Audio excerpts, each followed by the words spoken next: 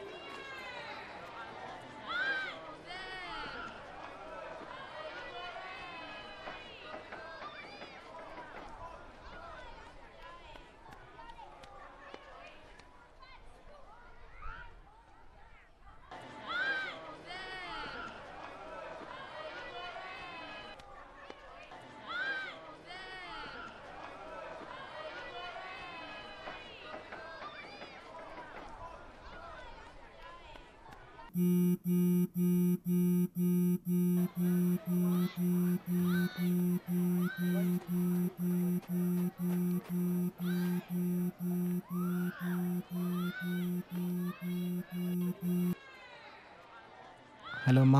Hello മോനെ അച്ചു, എടാ നീ ഇത് എവിടാ? ഞാൻ ഇവിടെ ആറ്റിങ്ങ തന്നെ ഉണ്ടമ്മ.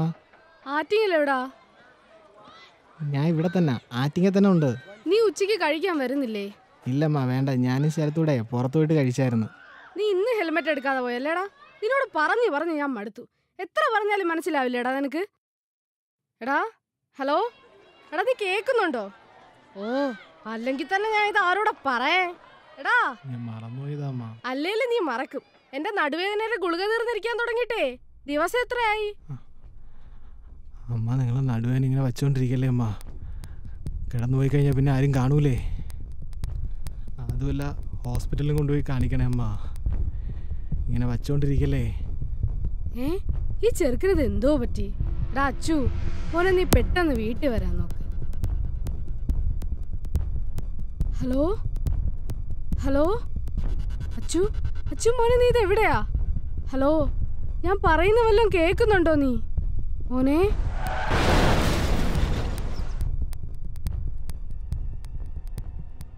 ഹലോ മോനേടാ. ഒരുപാട് സ്വപ്നങ്ങളും പ്രതീക്ഷകളുമായി കുറേ പേർ നിങ്ങളെയും കാത്തിരിപ്പുണ്ട്. നിറമുള്ള സ്വപ്നങ്ങൾ ബാക്കി വെച്ച് കാല യവനികയ്ക്കുള്ളിൽ പോയി മറിഞ്ഞ